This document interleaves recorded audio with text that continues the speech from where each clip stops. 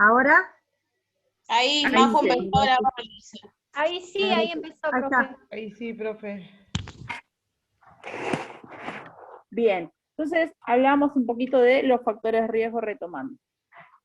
Dijimos, restricción en la movilidad física, incontinencia urinaria intestinal, la edad, patologías previas y polimedicación. Que polimedicación hace referencia a cuando un sujeto toma más de 5 medicaciones o por lo menos tiene 2 patologías crónicas, ¿sí? Cronicidad habla de patologías como por ejemplo la hipertensión arterial, la diabetes, el hipertiroidismo, hipotiroidismo, obesidad, ¿sí?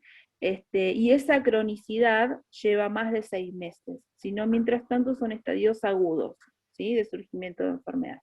Bien, el envejecimiento, el proceso de envejecimiento normal del individuo también es un factor de riesgo, ¿sí?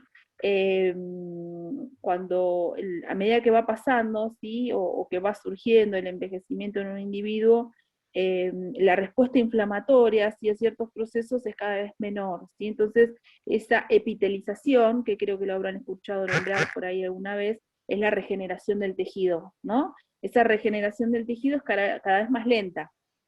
Otro factor de riesgo es en los pacientes obesos, ¿sí? La dehiscencia. La dehiscencia es un término que utilizamos para mencionar esos tejidos que comienzan a abrirse o que tal vez no logran, eh, no logran cerrar, ¿sí? Porque son tejidos adiposos, ¿sí? En el paciente obeso, o a veces tenemos en las madres, ¿no? Majo, a veces se ve Sí, el sí, sí, tejido, sí, sí. es una paciente obesa por ahí, o con un pliegue importante de tejido adiposo, ¿sí? Una puérpera tal vez, y esas zonas, ¿sí? No permite que las dos paredes, acordate que el tejido adiposo es poco irrigado, ¿no? Tiene pocos nutrientes, entonces es un gran factor de riesgo y que puede provocar este tipo de lesiones. Bien, adelgazamiento de la hipodermis, ¿sí? Este tejido celular subcutáneo que hablábamos es más fino, ¿sí? Sobre todo el que rodea las prominencias óseas en los adultos mayores, y otro factor de riesgo es la desnutrición o el paciente malnutrido, ¿sí? Que no cumple con los requerimientos nutricionales necesarios para poder cumplir todas esas funciones que tiene la piel. Bien, vamos a la siguiente, ¿sí? En la siguiente Profe, vamos a entonces, la encontrar polimedicación, ¿a partir de cuántas medicaciones serían? a partir de 5, paciente que toma más de 5 medicamentos, porque hay veces que esos mismos medicamentos, ¿sí? Provocan ciertas alteraciones en la cadena de coagulación, o bien interfieren en los procesos de cicatrización de heridas, ¿sí? Son pacientes que tienen por lo menos 2 patologías crónicas, ¿sí? Por ejemplo, no sé, ¿cuál otra puede ser? Puede ser un paciente con EPOC, que sea hipertenso, que sea diabético, ¿sí? Ya ahí ya tenés tres patologías que son un caño, ¿sí? Que son muy importantes, que son crónicas, que tienen tratamiento, que lleva mucho tiempo, ¿sí? Eh, más el resto de los factores de riesgo que mencionamos. Bien, acá lo que estamos viendo es que estas úlceras, ¿sí? De acuerdo a la gravedad o al tiempo que haya ocurrido, ¿sí? Las vamos a estar clasificando en 4 grados, o 4 estadios, o 4 etapas, ¿sí? Bien marcadas. Acá lo que vemos es una zona enrojecida, sacra, glútea, y un talón, ¿sí? Fíjate vos que este es el primer estadio de la úlcera, ¿sí? Y se llama eritema, ¿sí? El eritema es esta zona enrojecida, ¿bien? Es un área definida de enrojecimiento de la piel, es la lesión precursora de una úlcera por presión, y sus características principales son: se ve roja, ¿sí? O con temperatura, con consistencia dura o pastosa, ¿sí? Y que por lo general o bien pica o duele, ¿sí? Sensación de dolor o prurito, ¿sí? Es estas zonas bien enrojecidas que se ven, claro, yo lo marco con el mouse, Ah, acá está. que se ven ahí, ¿sí? Esas zonas que se ven ahí, ahí con donde marca la profe, ves el talón, ¿sí? Ahí ese es el primer inicio de una úlcera por presión. No hace falta que el tejido a veces esté como solemos verlo, ¿sí? Vamos a ver más adelante un poquito de lo que son las estadísticas de estas úlceras por presión, pero muchos de los pacientes que a veces tienen dificultades en la movilidad física o requieren de los cuidados de otra persona, cuando son hospitalizados o internados, ¿sí? Ya tienen por lo menos una o dos úlceras presentes, ¿sí? Y esto es movilización del paciente y brindar cuidados a esa piel, pura y exclusivamente.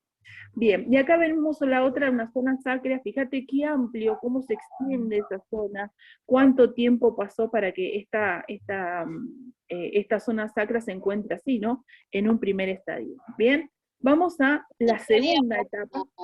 La colita del bebé como una quemadura sería.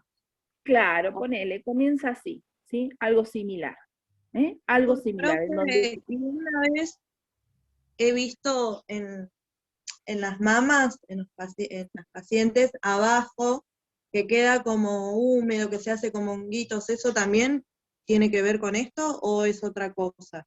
No, puede ser alguna micosis, ¿sí? O alguna dermatitis propia de la piel o del pliegue, ¿sí? Puede ser propia del pliegue, a lo mejor. O falta de higiene, ¿sí? He O, visto en pacientes claro, se claro. veían muy feos. Bueno, acá lo que estamos viendo, ¿sí?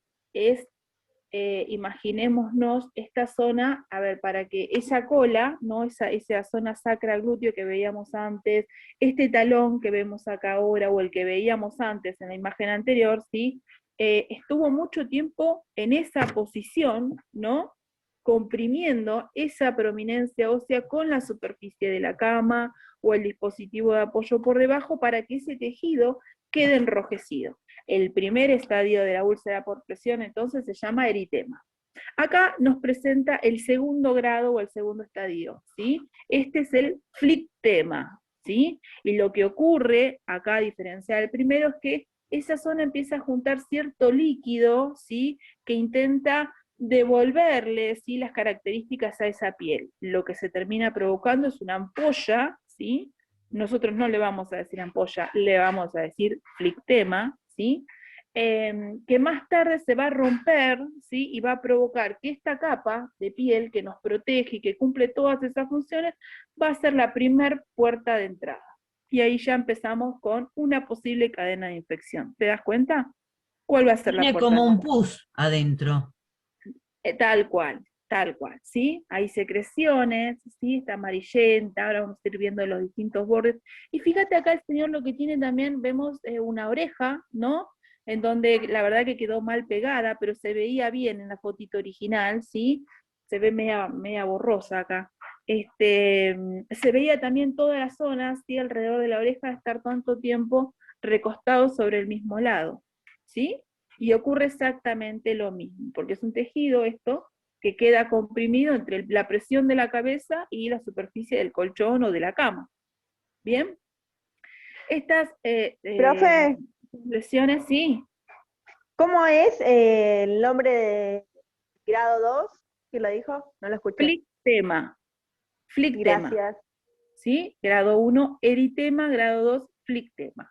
Y acá tenemos Gracias. la definición. Bien, pérdida parcial del grosor de la piel que puede afectar la epidermis o la dermis, y es una úlcera, es una lesión superficial que puede tener aspecto de abrasión, flictemia o pequeño cráter superficial. ¿Por qué? Porque esto inevitablemente se va a abrir, ¿sí? Y va a salir esta secreción. Vamos a ir a la siguiente, Majo, ¿sí? Al tercer estadio, ¿sí? Acá lo que nos vamos a encontrar es que se pierde, ¿sí? Pérdida total del grosor de la piel.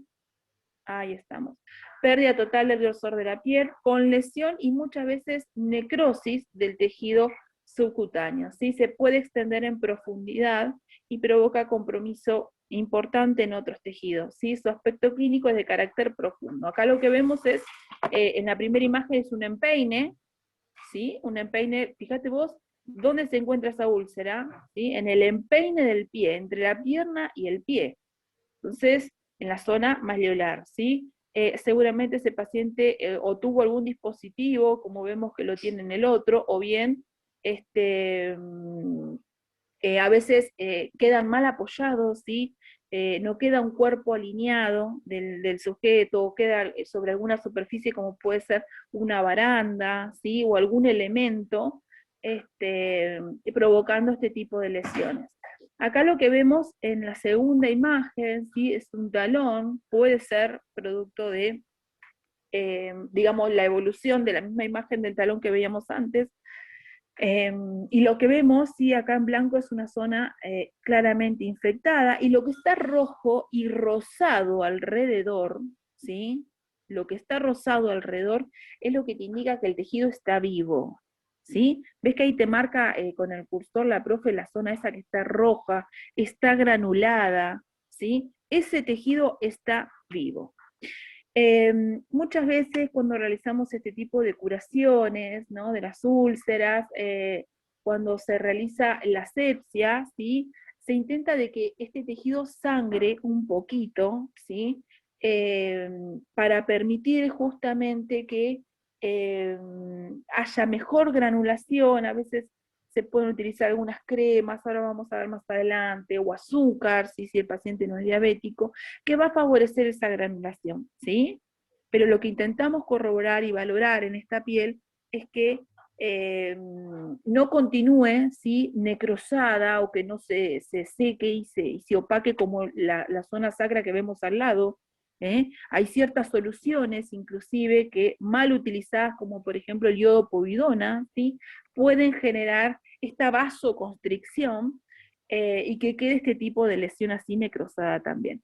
¿Queda necrosada solo por el uso del yodo, profe? No, no. Es un ejemplo, ¿sí? Que a veces las mismas soluciones lo que van a hacer es provocar que se realice como una capa como que lo impermeabiliza, ¿sí? Y nosotros necesitamos un tejido vivo debajo de esa lesión, ¿sí? Se los No puedes retira hacer una con, a curación veces, con... perdón, se los retira a veces con un bisturí, ¿no?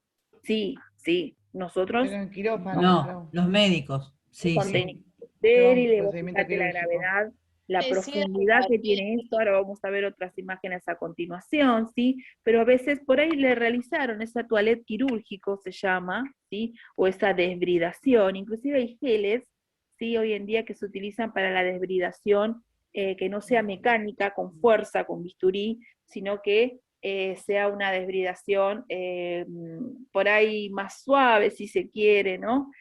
Pero que favorecen mucho, ¿sí? Este tipo de lesiones, ¿sí? Qué bueno, qué bueno. La oxigenasa, bueno, no me acuerdo, pero la puede genasa, perjudicar El el tejido Iruxol. óseo también, ¿no, profe? El sí, por Iruxol, supuesto. profe. ¿Cómo? El Iruxol. El Iruxol, hay otra más, hay dos, el El Iruxol y hay otra. Clebosam.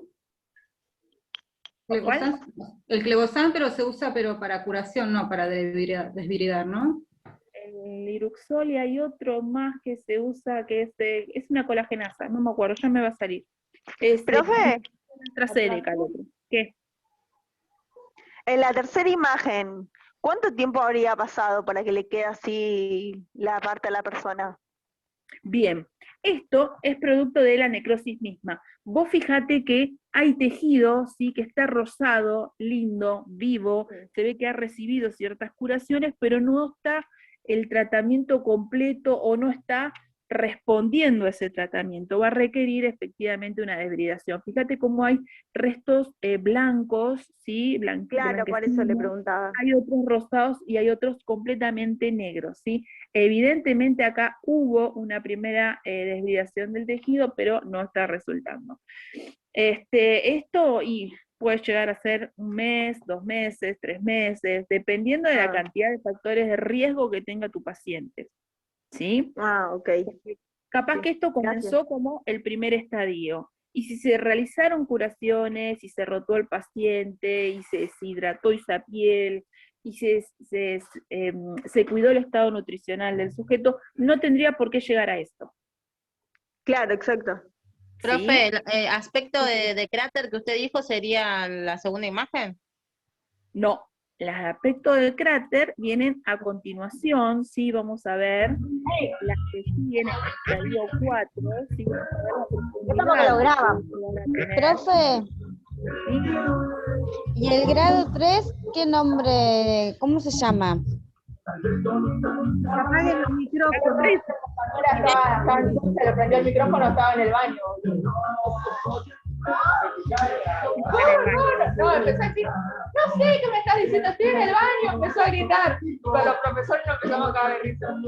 Ay, qué vergüenza. Está en el baño, avísenle que está en el baño.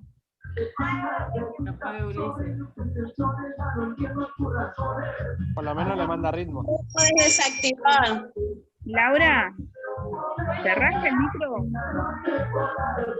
Yo no la puedo silenciar porque no soy más anfitriona. A ver, pasa que no No quiero se salir puede de acá porque silenciar. después no sé si puedo entrar.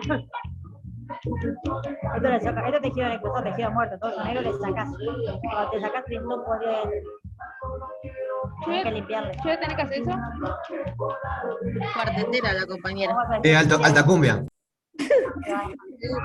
Nos mandaba cuarteta Morila. ¿Quién es, Laura? La inspira. No la pueden silenciar. Bueno, Ahí se aparece. ¿Eh? dale. Se pasa. Nunca se enteró, no se va a enterar. No, cosas que pasan desde la virtualidad. Bueno, Por lo menos le manda ritmo, dijo. decíamos, las de grado 3 son grado 3, ¿sí? Que puede llegar a tejido celular subcutáneo. Y estas de grado 4, ¿sí? Pierde completamente, o hay una destrucción completa y masiva de la estructura, ¿sí? De la piel, estas capas que veíamos acá ya no se ven, ¿sí? Hay una necrosis tisular, daño en el músculo, hueso y estructuras de apoyo importantes, ¿sí? Fíjate la cifosis en esta espalda, ¿sí? En esta creo que es una mujer o un hombre, ¿sí? Cómo se provoca esa lesión escapular, ¿sí? Se llega a ver de lejos, pero se ve. En la zona en la zona sacra glúteo también, en la zona de alrededor de las caderas, ¿sí? Fíjate que esto quiere decir que la han lateralizado, pero no ha requerido, no le han brindado los cuidados suficientes, porque fíjate la necrosis que hay en ese tejido, ¿sí? Esa es en la segunda foto. En la primera vemos bien una granulación, pero también vemos, ¿sí? Secreciones purulentas por dentro, vemos una linda granulación alrededor, y vemos una zona también rosada, ¿sí? Con buena respuesta, con tejido vivo, ¿sí? Esas son observaciones importantes para valorar de la piel, ¿sí? Y en esta última, sí, vemos la misma evolución del mismo pie, ¿sí? Que veíamos en el eritema, en el flictema, en el grado 3, y acá lo vemos en grado 4 con la complejidad que ha llevado. Acá lo vemos bastante necrosado por dentro, ¿sí? Acá se realizan muchas veces cavernas importantes, ¿sí? Cuando vos vas a realizar una curación, a veces te puede llegar a entrar toda la mano en una herida, son muy dolorosas, los pacientes sufren muchísimo, y es una consecuencia, ¿sí? Exclusiva a veces de los Y mismos el olor, profe, también es. El prestadores, olor que de los mismos prestadores de produce. cuidado, ¿sí? Si tiene olor, quiere decir que claramente, después vamos a ver las clasificaciones de los olores, tiene que ver claramente con la proliferación bacteriana, ¿sí? En estas zonas, y fíjate vos lo que decíamos, ¿no? Relacionémoslo un poquito con los factores de riesgo. Mira esta señora, o señor, ¿no? El pañal que tiene para cubrir esa espalda seguramente no tiene el control de esfínteres, ¿sí? Entonces esa humedad va a hacer que también tarde en cicatrizar, que se infecten esas heridas, ¿sí? Son pacientes muy, muy complejos. Falta en la movilidad física, es una de las características más importantes, ¿sí? Porque si vos tenés ese dolor o esa sensación de que hay algo que te molesta, enseguida tenés a querer moverte, a querer cambiar de postura. Y cuando no lo podés hacer por vos solo, fíjate vos qué consecuencias o qué impactos puede llegar a tener en el sujeto. ¿Bien? ¿Estamos hasta acá con los 4 estadios? ¿Sí? Sí, sí. Sí, profe. Bien. Ustedes, cuando ingresen desde el celular, ampliando así como una foto, las pueden ver más de cerca, que no se te va a mover toda la pantalla. Las pueden ampliar tranquilamente. Yo sé que así por ahí se ve medio chiquito, pero me doy cuenta ahora que lo estoy viendo desde el celular. Bien, vamos a la siguiente diapositiva. Profe, Bien. Acá hablamos un poquito, sí, ¿puede repetir los nombres del grado 3 y el grado 4? las de grado 3 son aquellas que llegan al tejido celular subcutáneo, y las de grado 4 son las que provocan grandes cavernas y necrosis, y esta estructura de la piel, un nombre específico decís vos no tienen, son de grado 3 o 4, ¿sí? Las de grado 4 son las más graves y más extensas, en donde esta estructura que teníamos de epidermis, dermis e hipodermis no está, se pierde. Llegan al hueso, a músculo, inclusive pueden dañar otros tejidos subyacentes. Puede llegar, no sé, suponete una úlcera sacra, puede llegar a una vejiga, de atrás para adelante, ¿sí? De posterior a anterior. O Son sea muy que graves. el de grado 4 sería que la lesión se extiende a través del tejido muscular hasta llegar al óseo, ¿sería? Claro, y sí. Sí, sí, el hueso está recubierto por músculo. ¿Sí? Completamente. Bien. ¿Estamos? Y puede llegar a tocar alguna venita, ¿no? Porque yo tenía a mi papá que tenía pie diabético, en realidad la pierna fue. Y a veces venía de que le hacían las limpiezas y cuando movía salían unos chorritos de sangre como si fuera que te salpicaba sangre, parecía. Horrible. Claro, sí. Igual no son las mismas úlceras, él se ulceraba porque la misma diabetes, ¿sí? Lo que provoca es falta en las terminaciones nerviosas de sensibilidad, deficiencias en la misma cicatrización de heridas, ¿sí? Entonces, también lo que se pueden provocar son úlceras varicosas, que no es lo mismo que las úlceras por presión, ¿sí? Ya es una complicación propia del diabético, el pie diabético, que no es lo mismo que las úlceras por presión, porque si no te va a suceder una úlcera en un pie. Ahora, si estás mal calzada, con un yeso, suponete que pasó algo, estás con un yeso, y ese yeso quedó mal realizado, o hay algún borde, algo que te comprime, y vos no podés mover para nada esa pierna, no estás ubicada en tiempo y espacio, digo, sensorialmente no sos una persona completamente lúcida, ¿sí? Para darte cuenta de mover ese miembro, y otros factores de riesgo como los que mencionamos antes, posiblemente te salga una úlcera, si no tenés los cuidados suficientes. Ahora, el diabético, por más de que a veces cuide muy bien sus pies y realice consultas y demás, a veces esas lesiones siempre van como aumentando la intensidad, el dolor, los cuidados, y a veces se cierran muy bien y al tiempo vuelven a aparecer y no hubo nada que las provocó, sino que simplemente son características propias de la piel que va haciendo, ¿sí? Que se provoquen esas lesiones, ¿sí? Estas son úlceras por presión, estos son lesiones que queda el tejido comprimido y falta de irrigación entre dos superficies. La superficie del hueso o la prominencia ósea, o bien la cama, el dispositivo de apoyo, ¿sí? La silla de ruedas puede ser un elemento, como mencionamos anteriormente. Bien, acá estamos como, en esta diapositiva estamos viendo la prevención, ¿sí? ¿Cómo podemos evitar que ocurran este tipo de lesiones? ¿Sí? Profe, ¿le puedo Sí. consultar? ¿Se puede hacer úlcera cuando tienen catéter vesical en los varones en el pene? Claro, completamente, por eso dije hace un ratito, los mencioné, sí, sí. Ah, no, perdón. Una cánula nasal, ¿sí? Una cánula nasal que pasa por los bordecitos de las narinas, ¿sí? Y va por detrás de las orejas y se ajusta un poquitito, ¿sí? Eso cuando lo movilizás, ¿sí? En los pliegues del pabellón auricular, puede provocar una de esas lesiones que veíamos antes. Los catéteres vesicales, como vos mencionás también, ¿sí? En el meato urinario, ¿por qué? Porque eso no se rotó, no se higienizó, no se hidrató la piel, quedó tirante, ¿sí? Y cuando lo van a rotar, a movilizar, se encuentran con que debajo ya tenés una úlcera, ¿sí? Y estás hablando del pene. Muy doloroso. Bien. Vamos a la prevención entonces de las úlceras, ¿sí? Primero concientizar y educar no solo, ¿sí?, al personal, sino al personal de salud, sino también a la familia, ¿sí? Para poder identificar, ¿sí?, este tipo de alteraciones en la piel, poder valorarlas, ¿sí?, poder registrarlo cuando hubo un cambio, tener control sobre la humedad, el cambio frecuente de los pañales, las sábanas, la ropa de cama, cuando esté sucia, mojada, ya sea con orina, con heces, con alimento, a veces, ¿sí?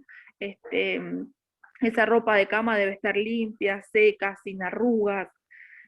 Vigilar zonas con dispositivos de apoyo, por ejemplo, las ondas, los catéteres, los medios que se utilizan para la fijación, ¿sí?, para producir, que pueden llegar a producir fricción entre la piel y el dispositivo, ¿sí? La movilización, ¿sí? Rotar al paciente cada 2 horas es una de las acciones fundamentales y más importantes, ¿sí?, para poder evitar este tipo de lesiones. Hidratar la piel, ¿sí?, no solo desde la dieta, sino desde el aporte de apósitos hidrocoloides, ¿sí?, que son esos parches que a veces habrán visto alguna vez, esos parches que se utilizan, ¿sí? Se realiza una curación, se coloca ese parche y ese parche no se moviliza a veces entre 5 y 7 días o hasta que comienza a desprenderse, ¿sí? Y esos parches son o apósitos hidrocoloides y lo que tienen es sustancias, ¿sí?, que permiten que vaya regenerando o bien granulando ese tejido. ¿Estos son como los parches que te ponen por unas quemaduras, así? ¿De esos parches me decís? ¿Otro tipo? Sí, parecidos, son como color piel, son gruesitos, como acolchonados, ¿sí? Y van desprendiendo hidrocoloides. Apósito de ¿sí? alginato, ¿puede ser, profe, también? ¿Cuál? Apósitos de alginato. De calcio. Puede ser, no lo conozco, puede ser, sí. Sí, hay muchos que se utilizan. En la industria farmacéutica hay muchos para la curación de úlceras, ¿sí? El aporte hídrico, ¿sí? Tratar de mantener al paciente bien hidratado.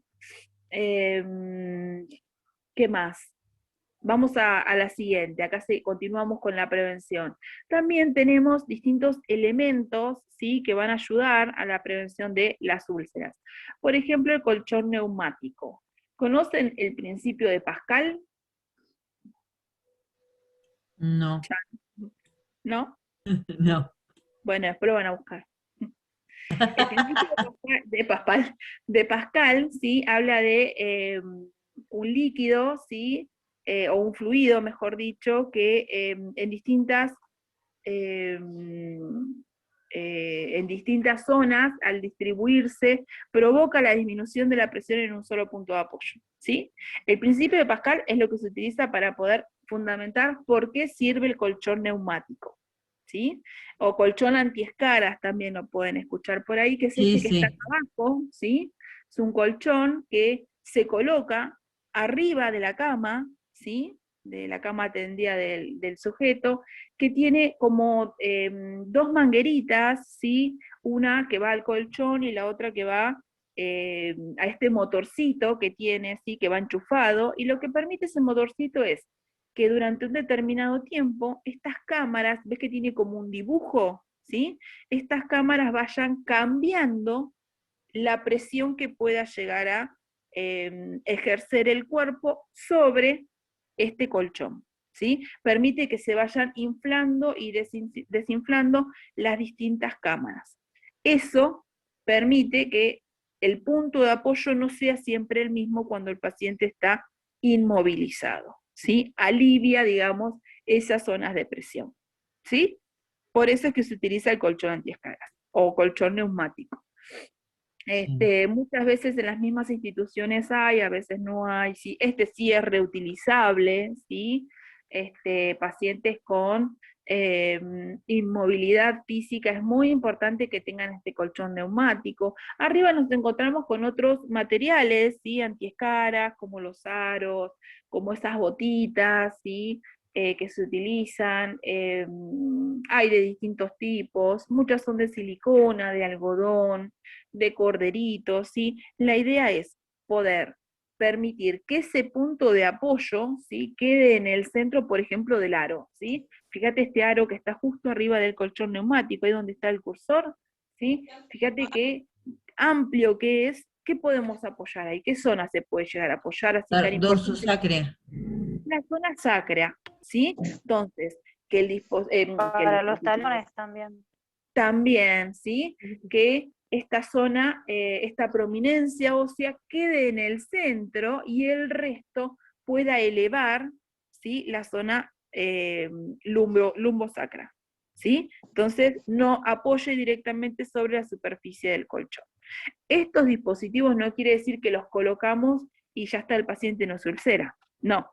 Estos dispositivos son para disminuir la presión de la zona, ¿sí? Porque con dispositivo o con elemento de prevención antiescaras el paciente se te va a ulcerar igual, si no lo movilizas y tomás los cuidados suficientes que mencionabas anteriormente, ¿sí?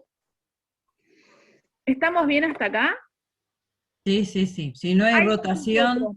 A veces Sí, cuando pero- no hay nada, lo que se hace también es inflar aunque sea un guante, ¿no? Un guante o 2 guantes. Por ahí lo habrán realizado alguna vez no tiene ningún dispositivo para poder, ninguno de estos materiales para poder evitar una úlcera, ¿sí? Entonces se Con coloca gasas el lo guante. hacían en la clínica también. Ahí está. Bueno, también Los apósitos y todo eso. con lo que haya, ¿sí? Con lo que haya No se escuché, trata de... repetilo, Claudia, ¿qué pasó? No, que en la clínica los hacían con los apósitos, con las gasas, iban envolviendo como para ayudar un poquito, pero Claro. Qué funciona bueno. a veces. Sí, a veces no hay, a bueno. veces se arregla con lo que puede. Por supuesto que uno como enfermero podría tratar de fabricar alguno de estos, ¿sí? Con apósitos, con vendas, y colocar, cuando sabemos que un paciente tiene muchos factores de riesgo de provocar una úlcera, ¿sí? Mientras esté en nuestro cuidado y en nuestras posibilidades. Bien, vamos a la siguiente. Acá tenemos un poquito de, hablamos del tratamiento, ¿sí? Y fíjate vos qué importante la primera, que habla de cambios posturales, habla de cada 2 horas, ¿sí? En qué posición tendría que estar el paciente, 2 horas en decúbito supino, fíjate que es como un reloj, ¿no? De 24 horas. 2 horas en decúbito supino, 2 horas de cúbito lateral izquierdo, 2 horas de cúbito lateral derecho, 2 horas en decúbito supino, 2 horas en sedestación, y cómo se puede ir adaptando, ¿sí? Los distintos horarios de acuerdo en qué momento del alimento puede llegar a estar ocurriendo, ¿sí? Para aprovechar la posición en el desayuno, en el almuerzo, en la merienda, en la cena, ¿sí? Esa es una manera. Otra manera que a veces las instituciones utilizan también es que a determinada hora, cuando vos pasás por el pasillo, por la ventana, te acercás a la habitación, ponele a las 4 de la tarde, a las 4 de la tarde tienen que estar todos los pacientes mirando la ventana. Entonces quiere decir que están todos rotados para la zona o para el lado de la ventana, ¿sí? A determinada hora o para determinada medicación deben estar en posición de sedestación o movilizados para el otro lateral, ¿sí? Es una manera, digamos, como de universalizar un sector, ¿sí? Eso lo utilizábamos mucho cuando íbamos acá al San Juan de Dios en rehabilitación. A tal hora tenían que estar para un lado, a tal hora para el otro, y eso hacía también que al que supervisa, ¿sí? Observe cómo se movilizaban los pacientes, ¿sí? Que efectivamente se hacían las actividades que requiere, porque es un centro de rehabilitación. Imagínate si en un centro de rehabilitación no movilizan al paciente.